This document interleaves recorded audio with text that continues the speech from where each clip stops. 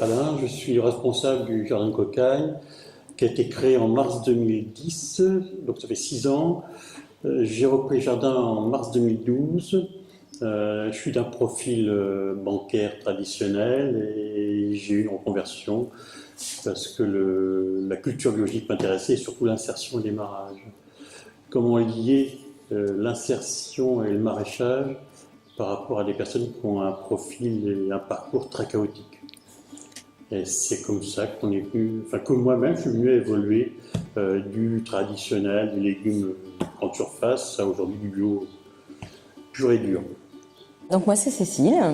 Comment je suis venue ici? J'étais initialement ingénieure commerciale pendant à peu près 20 ans. J'ai eu le déclic grâce à Alain. Alain m'a donné ma chance en fait pour travailler en permaculture et développer en fait un jardin pédagogique pour montrer aux gens en fait que la permaculture c'est jouable, c'est rentable et que c'est la culture de l'avenir. Est-ce que vous sentez un changement d'attitude des gens vis-à-vis de ce qu'ils consomment?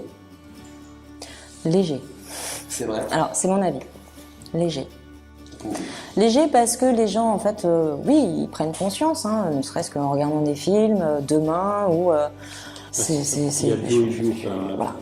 Chaque bio local, on est sûr et certain que c'est bien fait dans la tradition, et le bio étranger qui est sous des normes voilà. Un peu plus douteuses. Mais du coup, pour moi, en fait, oui, c'est rentré dans les mœurs. Je veux dire, la majorité des gens sont pas encore passés, en fait, au ouais, je vais acheter vraiment bio et je vais pas forcément, en fait, aller au supermarché acheter mes pommes du Chili.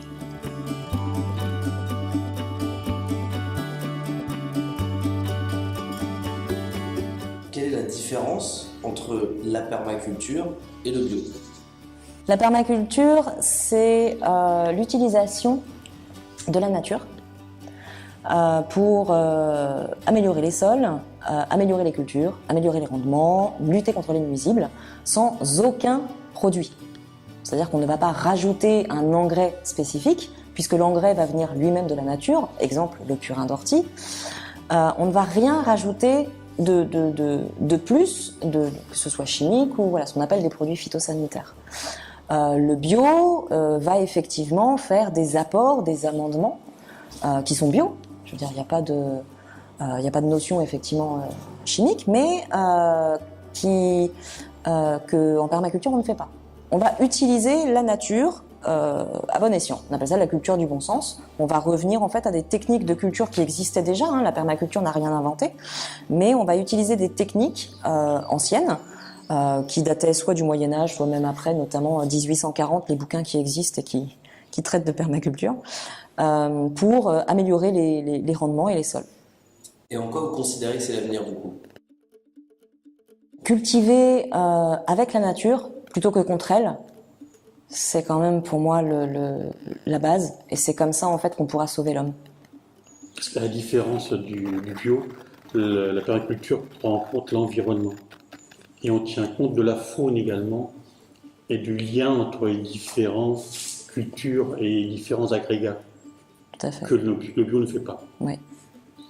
Donc ici, vous faites des cours d'initiation pour les gens qui ne connaissent rien au maraîchage ou quoi que ce soit. Tout à fait. Vos cours, ils sont construits comment? Alors en fait, on a deux types de cours. Dans un premier temps, en fait, on a effectivement les cours, enfin les initiations à la permaculture. Il s'agit de 2 jours. Ces initiations, en fait, sont non pas codifiées, mais il y a en fait des points, des thèmes à aborder. Tout ça, en fait, est géré, on va dire, de manière internationale. L'université, en fait, populaire de permaculture en France va gérer effectivement en fait tous ces cours, va indiquer ce qui serait bon en fait d'y mettre comme thème et enfin de quoi parler.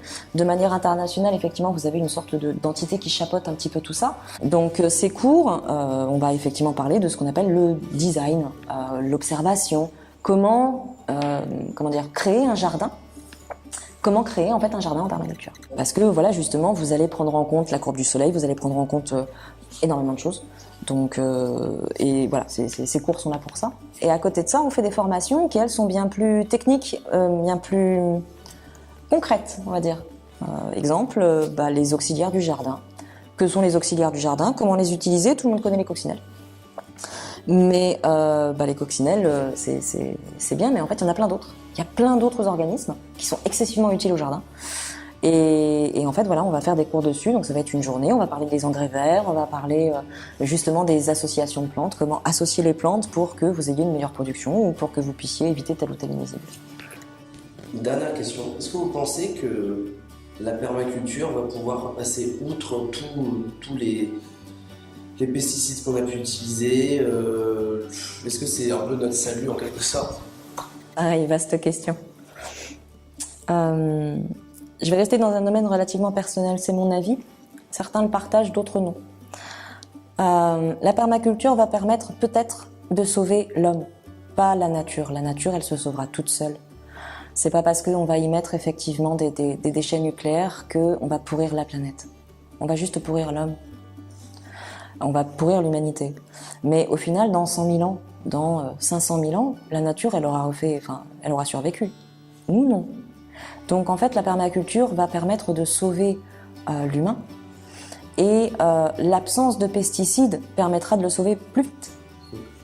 Donc pour moi, la permaculture, c'est effectivement, c'est la culture de l'avenir. Donc les pesticides, la permaculture permet également en fait sur plusieurs années, et on parle peut-être même de dizaines d'années, d'évacuer un maximum de pesticides du sol. Il y a des plantes qui existent qui vont permettre d'absorber les nitrates ou de les digérer, un petit peu comme certaines bactéries en fait qui vont vous digérer en fait le pétrole. C'est le même principe en fait avec des organismes toxiques, même si les nitrates sont quand même utiles, mais pas en trop grande quantité. Mais voilà, certaines bactéries, certaines plantes vont digérer, absorber le nitrate, le retransformer pour amender le sol et permettre au sol en fait de refaire quelque chose de bon. Donc la permaculture, si on connaît bien les plantes et la manière de les utiliser, on pourra avoir une culture qui sera plus saine pour la terre et pour nous. Il y a une belle perspective. Ouais. C'est un début de démarrage, comme on disait. Le bio en fait est apparu il y a à peu près 35 ans. En fait, on en est au même niveau que le bio il y a 35 ans. On en est aux prémices. Donc on a un gros travail devant nous. Mais le bio y est arrivé. La perma y arrivera aussi. Merci beaucoup. Avec plaisir.